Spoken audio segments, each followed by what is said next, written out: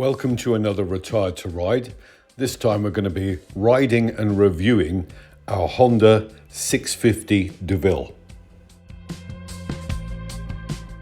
The 650 Deauville's engine is very much a tried and tested unit. The liquid-cooled V-twin with shaft drive is derived from that of the NTV 600 and is related to those of the Transalp, Africa Twin and others. Here we are, Bar San Philippe, and we're taking the mountain goat to Le Brun.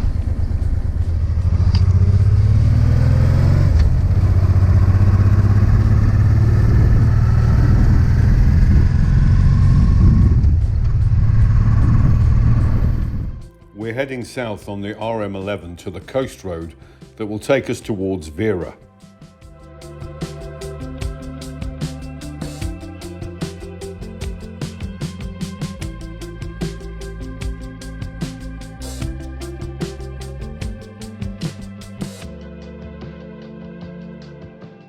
Our 650 is a 2002 model which received some updates, namely a catalytic converter, that's to appease EU emissions regulations, and lighter engine internals to reduce vibration.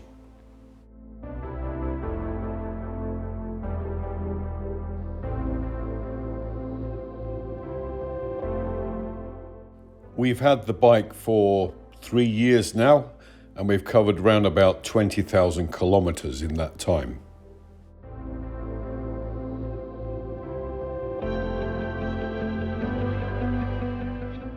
Temperatures today around about 18 degrees. It's not a cloud in the sky, wonderful riding weather.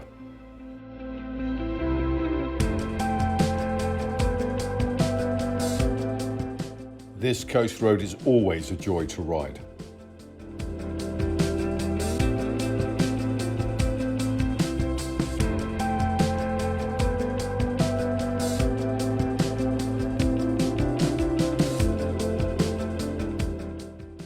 Most of the riding that we do on this bike is the pair of us, so it's myself and my wife Brenda as passenger. She's also the camera executive operator and does a really good job. The bike doesn't seem to be fazed by having a passenger, which is quite remarkable for such a small bike.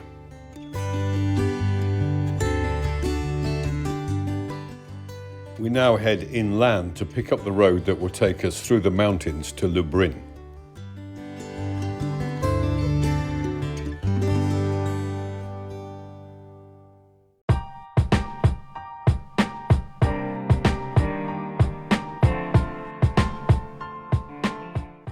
This is the first time we've taken this section of road, this mountain road to Le Brun, and we're hoping for sunshine, smooth roads and no traffic.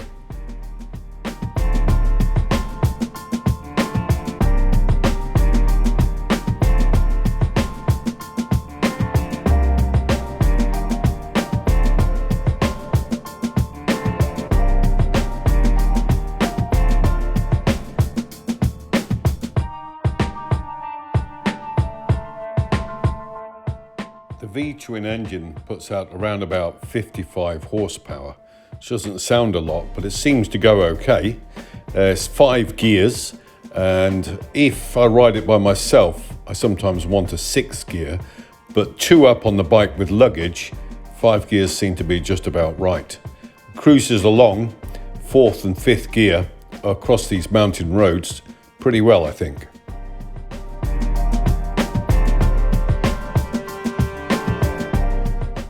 The bike has some 6cm risers on the handlebars and the Honda touring screen, and these 2 items seem to suit my height, and I'm 180 centimeters tall and about 89 kilograms, so they put me in a really good position, especially for the mirrors. The mirrors are excellent.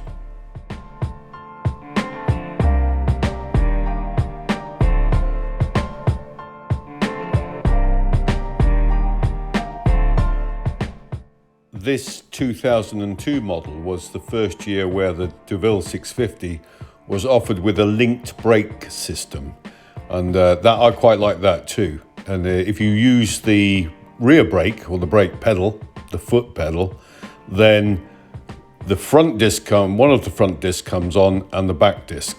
I don't know what the ratio is, but it works for me. Just to clarify, the bike has twin discs at the front, Nissin calipers, and a single disc at the rear. And the link brake system is called Honda's CBS, Combined Braking System. If I'm riding solo, the brakes are perfectly okay. Two up with luggage, then sometimes you have to think a bit further ahead before you pull on the lever.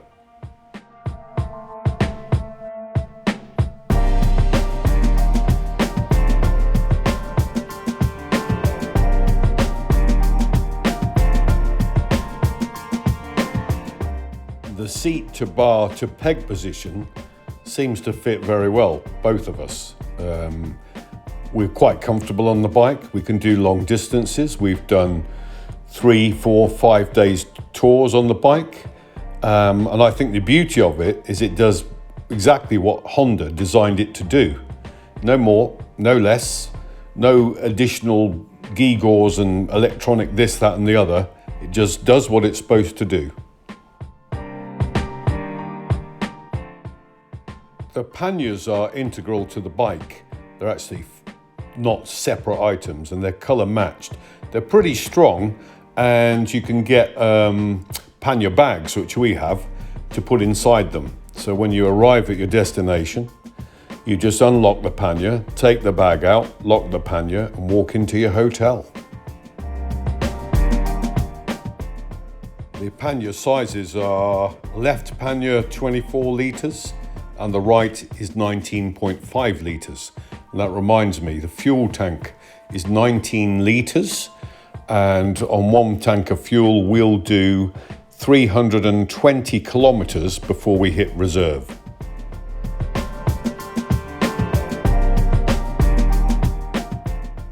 When this bike came out, it was derided as the Deauville by the UK bike press. Well, not all of them, but the aspiring racer types, because it didn't fit into a bracket that suited them to do their selfie wheelie photos for the magazines or whatever. But what it actually is a competent, effective and comfortable bike, very versatile and very reliable. It's a very good used buy.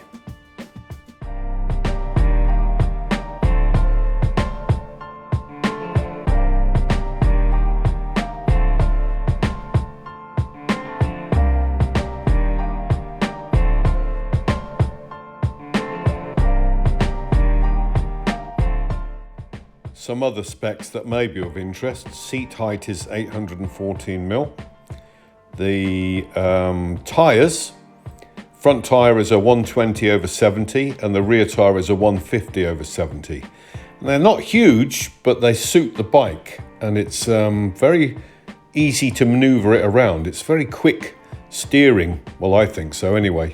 And I don't find in traffic in the town any problems with manoeuvring it around. The only thing, it does get a bit fidgety on the motorway or in winds, in high winds, 1 or 2 people on it. It does get a bit fidgety.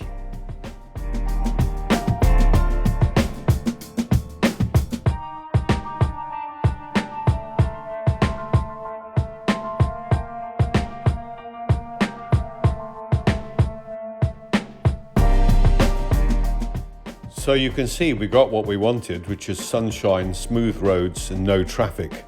Add to that some of these wonderful bends. This is turning into a good day out, and we're heading towards Lublin now and some lunch.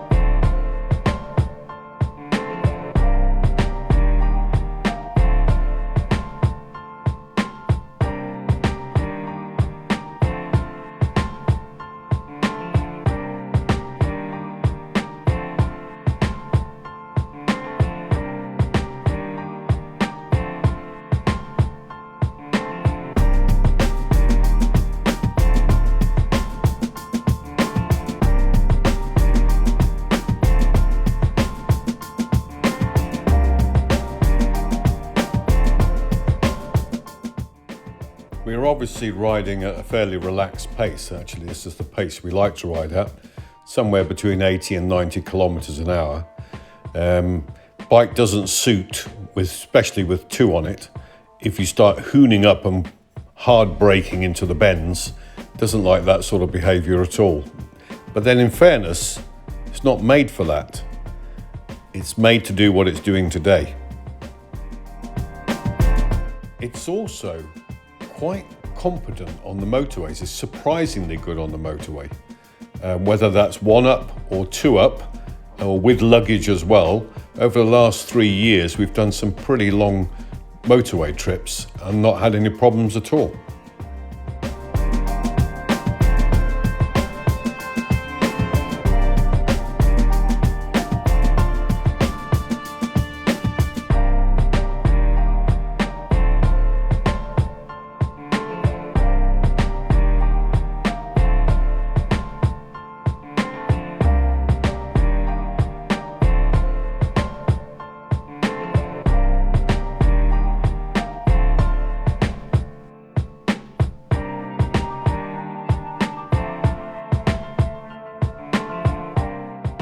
We take the turn off and head into the little town of Lublin for lunch.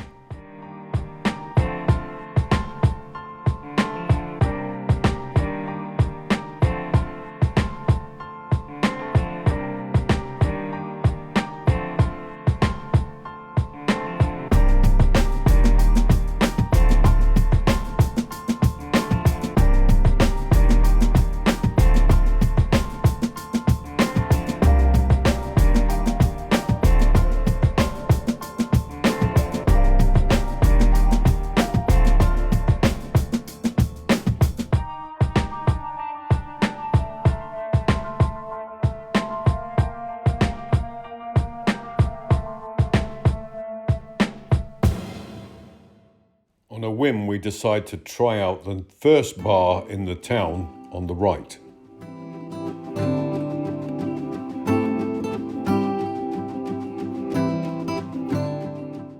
And the first bar is called Café La Tasca, so we stop, park the bike under a tree. We have some cold beers and a burger and tapas.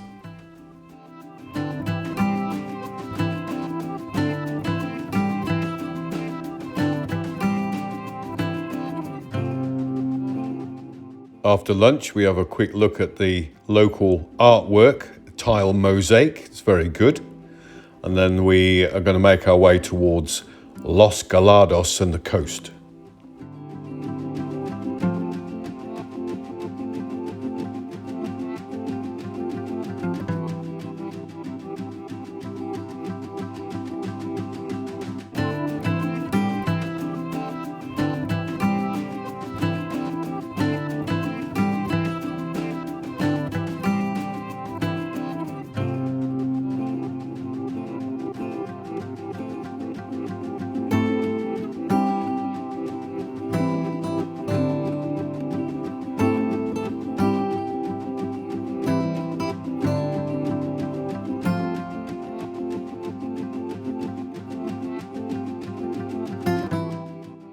Temperatures now as we head into the afternoon around about 20 degrees. We're pretty happy with that actually. It's a nice temperature to be riding in and the sun is still shining. The roads are clear, the road surfaces are smooth. We're having a wonderful day.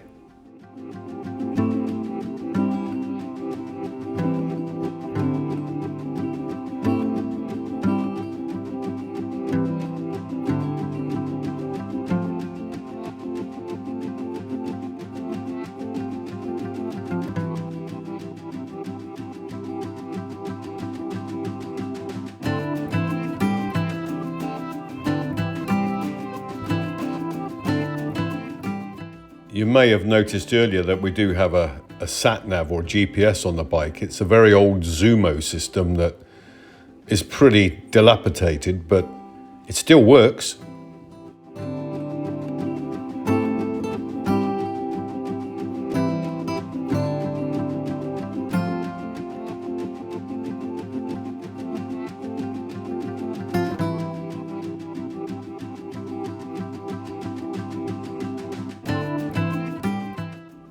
A quick tip to first timers who decide to come south and travel down to south of Spain.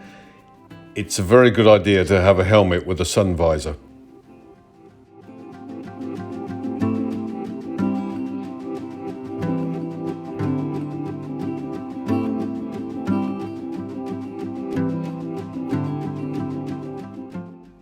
Very clever bit of camera work from Brenda.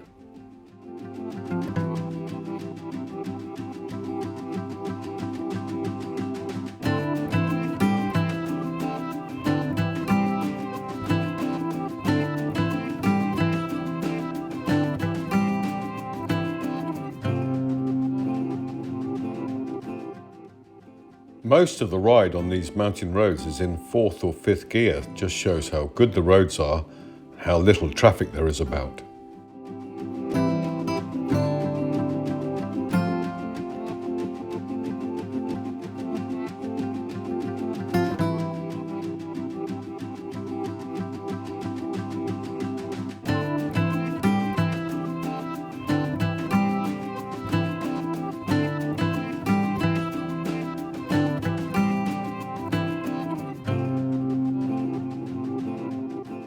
As we trickle through this little village, we see a couple of cyclists coming the other way, and that gives me a heads up.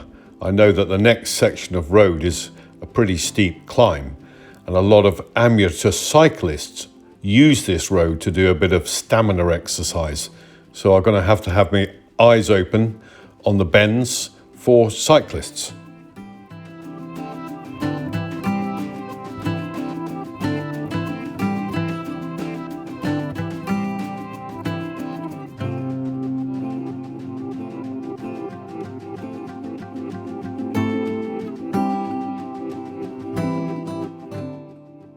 As I approach the bends, I'm a bit cautious because there might be a bicycle on the other side of the bend. And also there's some law in Spain that if you're passing a cyclist, you have to give them 1.5 meters of space as you go past them.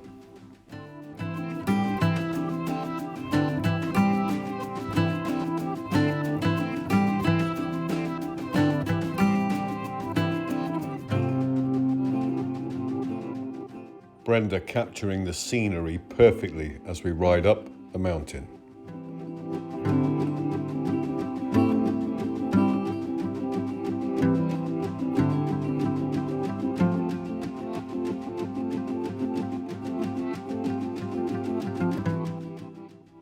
Sure enough, here we go, the first of the cyclists.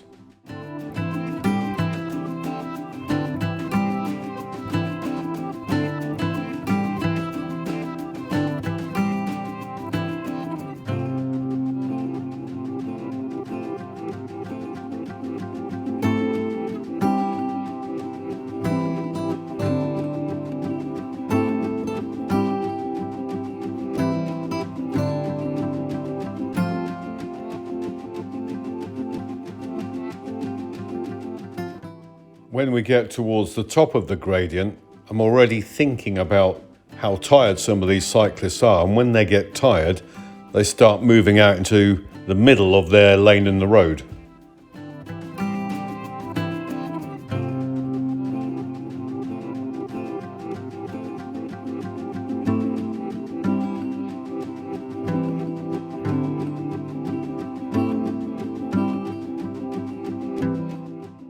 Just like this one, for example.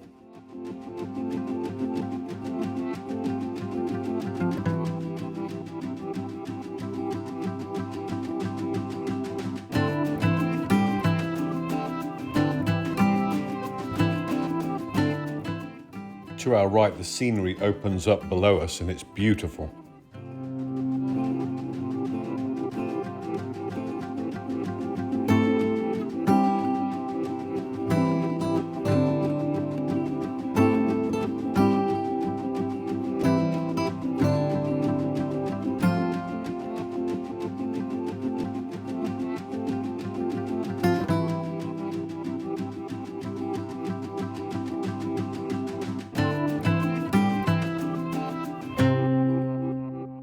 I think that's nearly all the cyclists that are out today on the mountain. Just a couple more before we reach the peak, and then... Hola.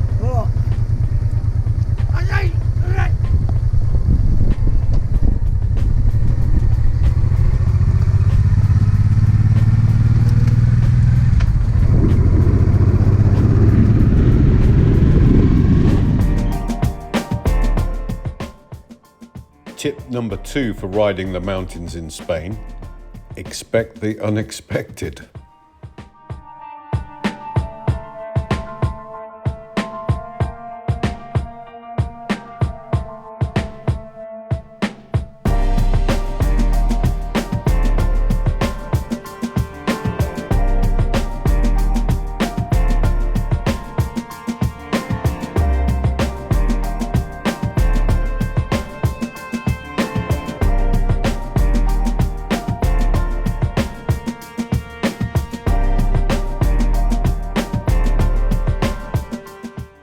The bike is performing faultlessly, as is the beautiful camera operator, and the old guy riding's not doing too bad either.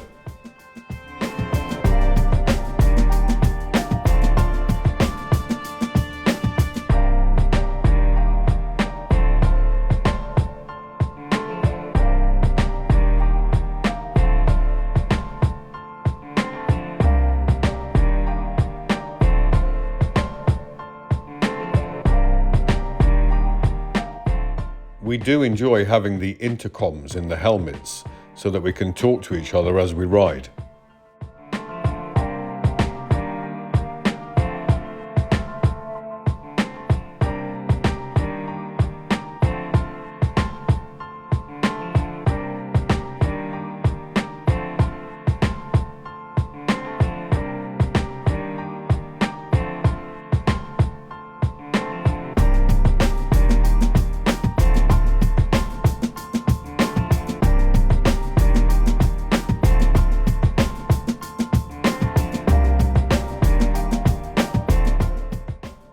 In my own humble opinion, I think the key to riding on the mountains here is to keep it as smooth and fluid as possible. And obviously I take a lot of care and attention because I have a precious cargo on the back of the bike.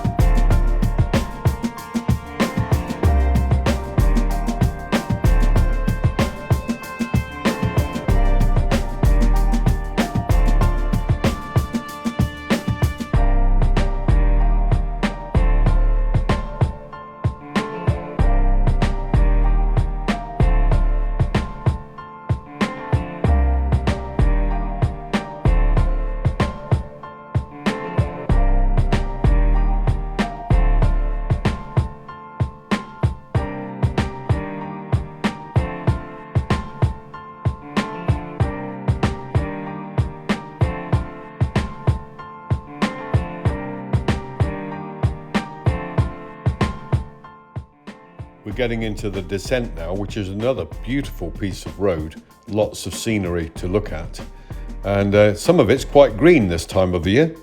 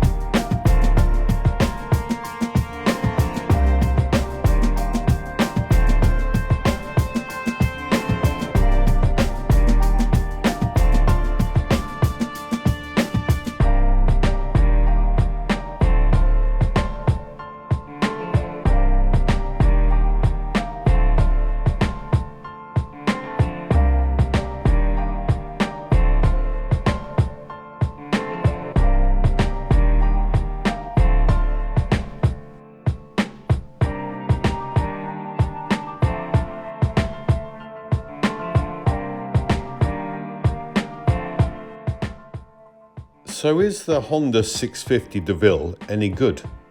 Is it a good bike? Well, we think so. But then it suits our needs. It suits what we like to do. I think if you were a sports bike fan or one of these Ewan McJedi adventure bike people or a super tourer that needs to be going at 180 kilometers an hour for 5 days in a row, then it's not for you. But for what we like to do, it's been pretty good. We also own a Honda Pan-European ST1100, which is a V4 1100cc touring sports tourer bike. And I would say that's the bigger brother of this Deauville. And it's bigger in a lot of different ways. It's more room, it's more comfortable, it's more powerful. And we use that one for longer journeys.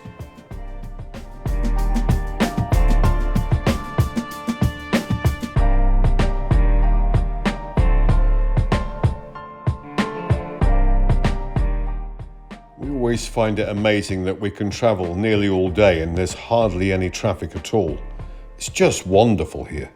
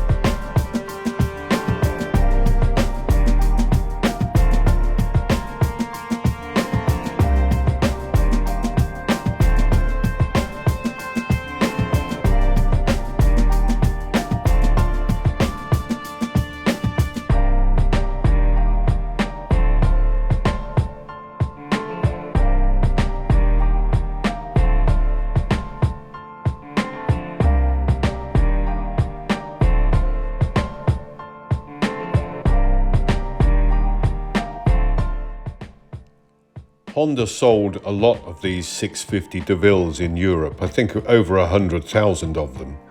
And they're very popular in Spain and Italy. They use prices to remain quite stable. I think in the UK, they suffer from the weather and the road salt, and they corrode, particularly the downpipes and the exhausts. And I know the brakes would need seeing to quite often. But over here in the Mediterranean, they seem to last a very long time in very good condition. So I hope you've enjoyed the ride, and now we're going to have a closer look at the bike. I think you can see the quality of the Honda paintwork here. This isn't coloured plastic, it's painted. I think it actually came out really well for such an old bike. Here you can see the OEM Honda Tool touring screen and the top box. And these are the wide touring pannier lids. It did come with the thin city pannier lids, but these are the big ones. And inside them fit these Honda bags, which are very well made. Here you can see the Honda accessory, which is a foot guard or a leg guard. And here is one for hands. There's hand guards on the fairing. They work very well, actually. And here are some fork guards, which are another accessory. It has, as we said before, the combined brake system, the link brake system, which uses Nissin calipers. And just to remind you, this is a shaft drive bike, 650cc shaft drive. Here you can see the basic Honda switch gear on both sides of the handlebar, and I can tell you that that clutch is exceedingly light. So, our ride and review of the Deauville 650 is just about finished, and it only remains for me to say thank you to Brenda for her wonderful camera work.